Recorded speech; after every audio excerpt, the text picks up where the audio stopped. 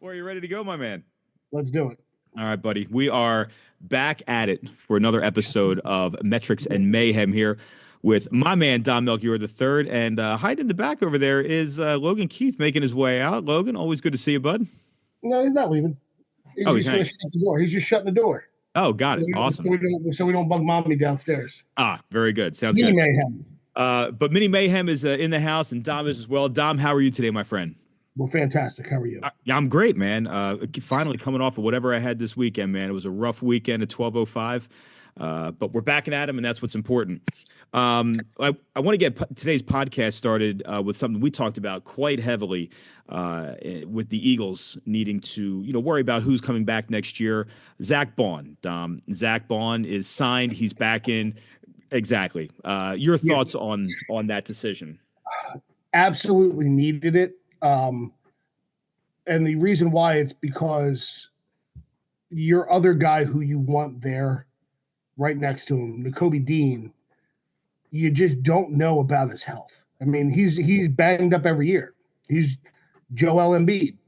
He's just hurt, and you needed somebody there who is durable, and Zach Bond seemed to be durable. I love it. It solidifies the middle of the defense, which was always a pain point for us.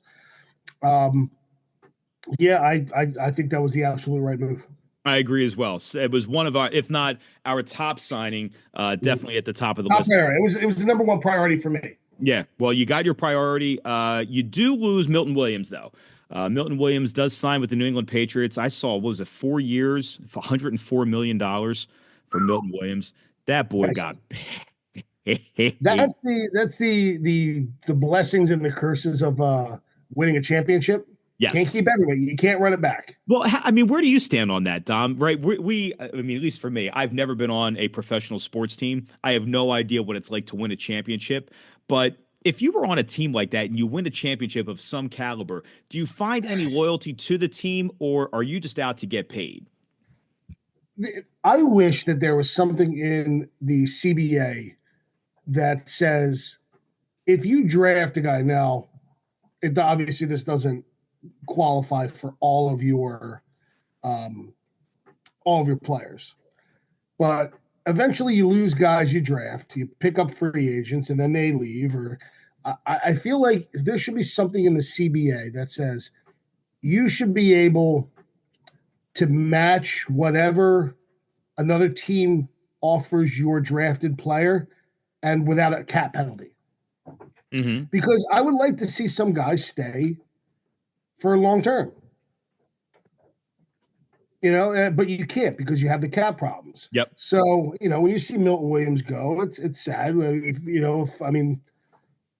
I would love for them to keep N'Kobe Dean, for a while, but he may be gone next year. Mm-hmm. Jalen Carter and the other big boy. I'm blanking on Jordan Davis. Jordan Davis, thank you. Like, they were both drafted players, and you're probably going to lose one of them. And you can't let Jalen Carter go. You got to throw him whatever. So Jordan Davis is probably gone. So, I would love to see these guys play together, but with the cap and the CBA the way it is, you just can't do it. Probably not going to happen. And it sucks.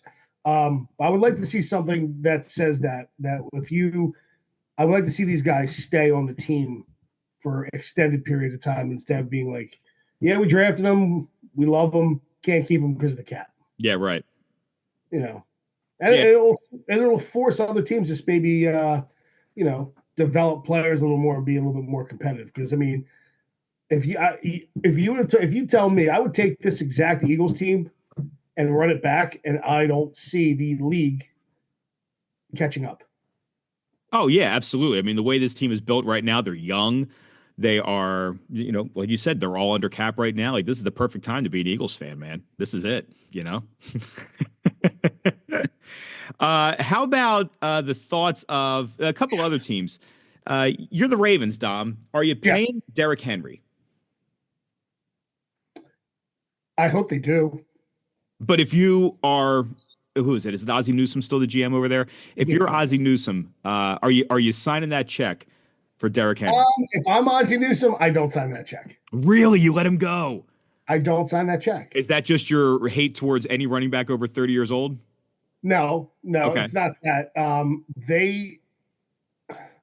Here's my you know what my opinion is on Lamar. I do. He cannot get you over the hump. He's not going to be the quarterback that gets you over the hump. You want to keep throwing money on offense, knock yourself right out. I think they should focus on defense because I think that you know what you got with Lamar, and your defense needs to win you a championship. Just like Lamar's not going to lose it for you, right? But he ain't going to win it for you either. Yes. So if you get a defense that is locked down the way the Eagles were this year, Lamar going to get that chip. But if you just keep giving him offensive weapons, he's going to lose the big game. So how about this? Because and I agree with you. And we went into the Super Bowl on different places. So I obviously tip my cap to your read on the Super Bowl. But what's the threshold for quarterback that could have won the Super Bowl with this Eagles defense? Think about what's the tier where all right, if this was our starting quarterback with everything else, like that offensive line with Saquon with the year that he had, I don't know, where are you at? What kind of quarterback wins you a championship if it's not Jalen Hurts? With a bad defense? No, not with a bad defense, with the Eagles defense. Like if everything's the exact same, what's the threshold for, all right, if I have Baker Mayfield, if I have Dak Prescott, if I have quarterback X, where do you think, because they were so dominant, what kind of tier quarterback do you think you can still win a Super Bowl with? This is going to be, I mean, that question kind of is like a knock to Jalen. It's like, could have anybody have won on this with the Eagles defense? And this is going to sound like a knock to Jalen, but it shouldn't be. But I think a lot of quarterbacks would have won on this team. I think Baker Mayfield would have won. I think Dak Prescott would have won. I think probably Matt Stafford would clearly won. I think Jared Goff would have won on this team. Jared Goff might beat the Eagles if his team is halfway healthy. Yeah. I think Jameis Winston might be the one that you're like, hey, listen, greatest Super Bowl ever. Yeah. Because he's a gunslinger, and this team does not need a gunslinger. This team needs a game manager. That's what Jalen was, a game manager. He was the best game manager. Yep. With the best ability. I mean, if they needed him to throw us to a victory, he could have done it, but they didn't need that from him. Yeah. They didn't need what the Chiefs asked of Patrick Mahomes. Right. They didn't need what the Patriots asked of Tom Brady all those years. Their team was the perfect, built, balanced juggernaut team. And it was so beautiful to watch. Yeah. And so many other quarterbacks. Yeah. They don't need what they ask of Joe Burrow. Right. So yeah, I think every starting quarterback probably could have won on the Eagles. Well, and I think that, to your point then, isn't that really a statement for building your defense? I mean, if you have a defense that dominant, why not invest all of your chips? I mean, this is an NFL, this is an offensive-driven league right now. The Eagles zagged. They definitely build through defense, and look at what's happened from it. So, if you're on the GM side, I mean, that's your case right there to not pay Derrick Henry. Let's invest in the draft. Let's invest in young talent. It's not that easy. There's not that many defensive guys out there that could. You can't build 32 defenses the way the Eagles built. No, but I think Derrick Henry gets you a couple draft picks more than what you had. Yeah, but if you use them for defensive players who aren't any good, I mean. Oh yeah, you have to hit. You have to hit. I mean, and that's the thing. It's like the Eagles hit on every player they drafted. Yeah. Every one of them on the defensive side. No Mike Mamulas. No fireman. What was that guy's name? Oh gosh, it was the fireman, and the middle linebacker who they drafted that didn't even have a picture. Smith, Michael Smith, or no, not Michael Smith. Oh yeah, Marcus. Marcus, yeah. Was it Marcus Smith? I think so. Marcus Smith the second, or something like that. Yeah, I remember you were talking about. Yeah, but I think every GM probably feels like defense wins championships, but I mean, if there's no defensive players out there that can help you, What are you supposed to do? Not try to win the championship? Yeah, right. You can throw them on offense. No, Yeah, that's why I think the league is not even going to be close to catching up to the Eagles because their defense is so perfectly balanced. yes. They can get home with 4 guys, and their corners and their safeties are locked down. You can't beat that. You can't. They're going to run it back on defense outside of Milton Williams and maybe Darius Slay, and I mean, I'm sad to see James Bradbury go. But I think I'm the only one. But yeah, if they're going to run it back on defense, who's going to beat them? Well, I'll tell you, the Minnesota Vikings let go of Sam Darnold, so you're not going to have to worry about slinging Sammy Darnold beating you. But Dom, he just signed a 3-year, $100 million contract. Is that crazy with the Seattle Seahawks? The Seahawks. They trade Geno Smith, and they sign Sammy Darnold to a 3-year, $100 million contract. I mean, that just destroys a franchise. He's the next Kirk Cousins. It's great. Sam Darnold, the Hall of Fame for quarterbacks who got paid for doing nothing is Sam. Go ahead. Who's your Mount Rushmore? No, without a doubt, Sam Bradford. Sam Bradford. He's on the Mount Rushmore of that. Kirk Cousins. How about a Chase Daniel? Give me a Chase Daniel. He was a prohibited backup, so I can't really knock him for that. Like, he made a lot of money as a backup. Okay. So a drafted starter, right? A drafted starter. Sam Darnold, Kirk Cousins, Sam Bradford, and there's got to be a fourth. How about like not a Jamar, maybe like a Dante Culpepper, maybe? I mean, Jamarcus Russell got drafted and got paid because of the way the CBA was operating back then, and he would never get that now. Right. He's the reason why the CBA is what it is. Mm-hmm. I'm trying to think of David Carr. Oh, David Carr. Derek Carr. Both are good. Yeah. Derek Carr is on the Mount Rushmore of getting paid for doing absolutely nothing. That's my Mount Rushmore of I like those that. guys. That's a good one. How about one more free agent move that just landed? DK Metcalf signing with the Pittsburgh Steelers. Your thoughts on the impact of Metcalf heading there? Justin Fields also signed with the Jets too. So that is your boy Russ is cooking right now. And didn't Kenny Pickett sign with the Browns? Yes. Kenny Pickett also signed with the Browns. So we need a backup quarterback. We do. Oh, dude. I love it times 10. Sign me up. Yeah, W. James. We need a backup here. Can you imagine? Oh, I can't even imagine. Winston next to Jalen Hurts. Yeah, we ain't got James no decal. Nuts and Jalen Stone-faced, not saying a word. But that would be great if he's the mouthpiece. If he's the mouthpiece, that's it. You're covered. If you got Jameis Winston on your team, nobody will ever talk about Jalen Hurts, and I think he'd love it. Yes, because all they'd be doing was talking about Jameis. Yep, no doubt. God, I wish. God, I hope and wish. Yeah, you need to manifest that into reality. You need to really work on that one. That's pretty good. Then we would love him. We would love him here. Absolutely. Could you imagine him at a parade?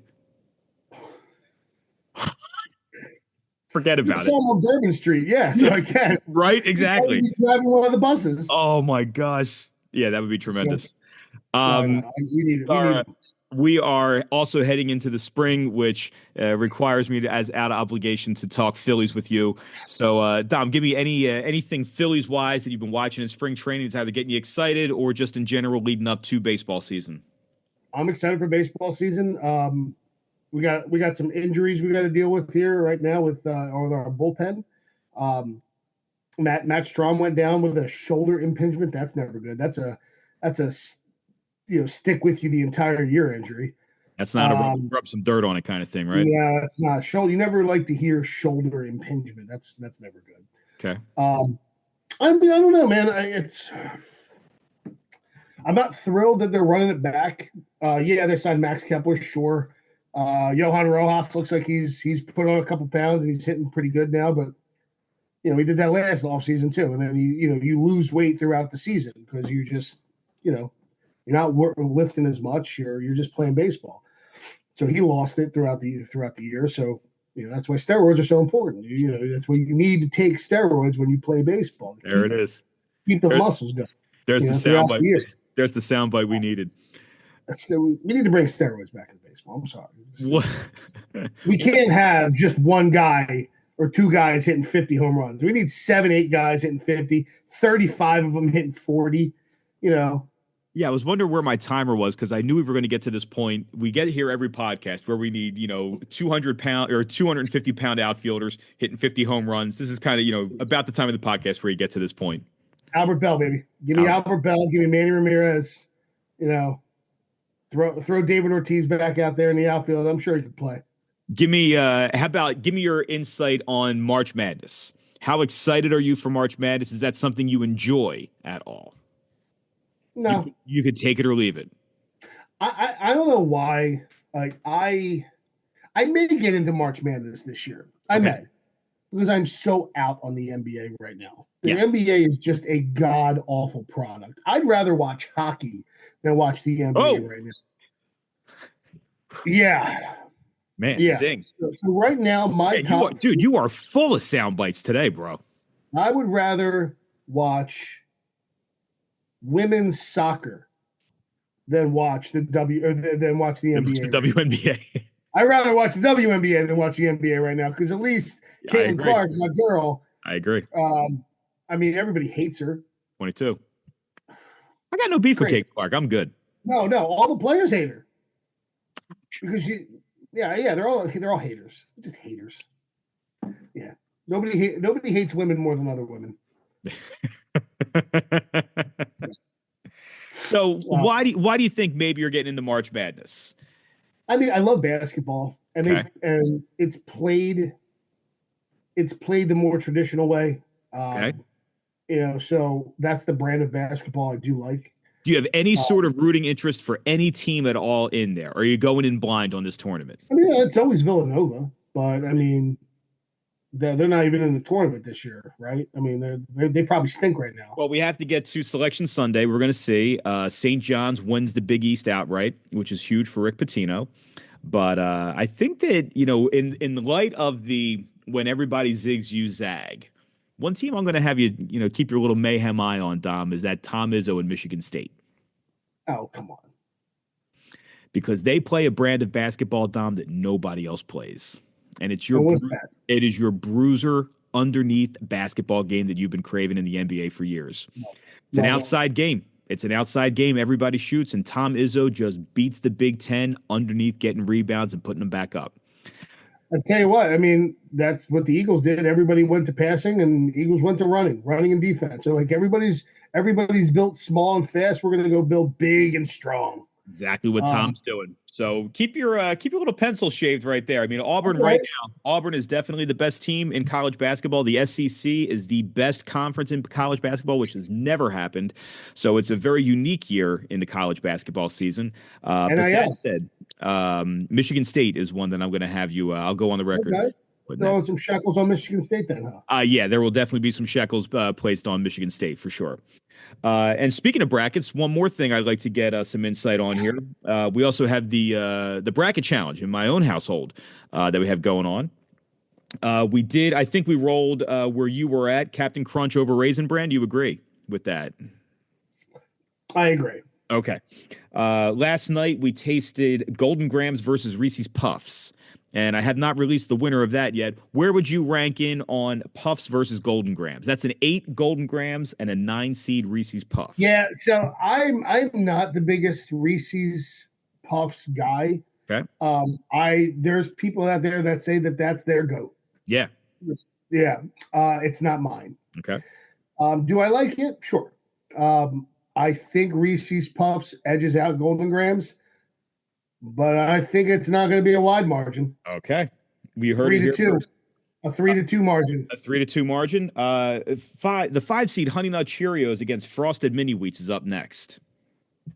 Honey Nut Cheerios should win that one. Okay. Frosted Flakes versus Captain Crunch with peanut butter. Frosted Flakes, in my opinion, beats that. But Captain Crunch with peanut butter, I don't even think I've ever had that. Oh, wow. That takes Frosted Flakes versus Honey Nut Cheerios. In my opinion, Frosted Flakes wins that one. Frosted Flakes, wow. And then you have Captain Crunch versus Reese's Puffs.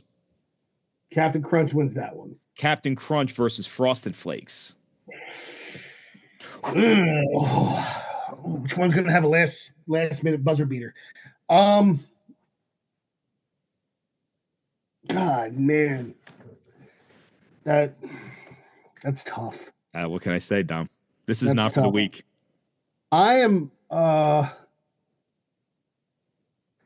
going to go with Frosted Flakes for this reason. Yeah. It has nothing to do, and it's probably the worst reasoning because it has nothing to do with taste. You cannot eat more than a bowl of Captain Crunch. The upper part of your mouth will be destroyed. And if you ever wanted more Frosted Flakes, you can. That's a train that just keeps on coming. A nice take right there. You All right. can pack away a box of it. That's good. So you got Frosted Flakes in the final. Let's do the second bracket, and then I'll let you be. Okay. 6 seed, Cinnamon Toast Crunch, Captain Crunch with berries, the 11 seed. You have that out of the gate? Six- Oh, my 6 goodness. versus 11. Cinnamon Toast Crunch, Captain Crunch with Oh, berries. my goodness. Goodness gracious. That's a Final Four matchup there. I don't know what to tell you. That's a Final Four matchup. I'm going to go Captain Crunch berries. Whoa! Yeah, That's a bust out. Lucky Charms versus Chex. Lucky Charms. If anybody roots for Chex against Lucky Charms, I will defriend anybody in that household. Fruity Pebbles, the 7th seed, against Cocoa Pebbles, the 10 seed. What is this bracket? What is on the other side? This is the committee. Jesus. Fruity Pebbles versus Cocoa Pebbles? Yes. Cocoa Pebbles. Cocoa Got it. Pebbles. And then the 2 seed Fruit Loops versus 15 seed Cocoa Puffs. This is an upset. This is Cocoa Puffs? Puffs. Wow. All right. So That was the most stacked bracket. wow. That was the most stacked region I've ever seen. All right, here we go. So Cocoa Puffs. Did you have Cocoa Pebbles or Fruity Pebbles? Cocoa Pebbles. All right, so Cocoa Pebbles versus Cocoa Puffs. Cocoa Pebbles for me. Wow, Pebbles. And then Lucky Charms versus Captain Crunch with berries. Oh my God, that should be a final matchup. That should be the finals. Lucky Charms. Lucky Charms versus Cocoa Pebbles. Lucky Charms. Lucky Charms versus Frosted Flakes for the championship. Oh wait, that was just the. Okay, I'm sorry. Lucky Charms versus Frosted Flakes. Lucky Charms is your winner. Lucky Charms is the winner. All right. Well, you heard it here first. We're going to see how this all unfolds. Let's see how it all shakes out. Reese's Puffs versus Golden I Grahams. thought there was two more sections. I thought there was two more brackets, but that's all. Okay, that makes. No, I all thought right, you I was thought all it right, was- Spider. I thought you was all right, Spider. Oh, you. All right, so we'll get that stuff out. And I think that You only had one. You only had one matchup so far. we only had one. I got super sick over the weekend, so only got one done. And then when I go home tonight, we're gonna get that banged out, do the write up, and we'll keep moving from there. And then as this unfolds, when we get back next week, Yeah. we'll Let have a me chance. ask you something. Let me ask you something. When you are eating these cereals, because I think what I'm about to ask you will skew the taste. Okay, What milk are we using 2%. for all of it? Yes. Perfect. Because if you were going to throw almond milk or soy milk or any of that other fake crap Nope. into this challenge, it completely takes the taste away. I felt that way as well. So Okay. the only compromise was to go with 2%, and that's what we pour for every single cereal. I like it. All right. 2% whole was the only answer I was accepting. Oh, well, If then you there were we like, go. oh, I'm going skim milk, I'm like, get that. Throw the bracket. Can't do skim milk. Decided not to do almond milk, even though that's where my heart lies. I'm going to the 2%. Maybe that's why I got sick so bad, Dom. I finally had some of that human food. Yeah, you had actual human food, and your body was like, "What is this?" we're gonna start acting like a human body again, not just a plastic robot. Exactly. Understood. Well, with the family bracket challenge, with all things Eagles, baseball season coming up, Michigan State, get ready for it. That's going to be all the time we have for today on our episode of Metrics and Mayhem. Dom, always a pleasure to be with you, my man. Miss you, buddy. Let's get together soon. Likewise. It sounds good. And everybody take care. We'll see you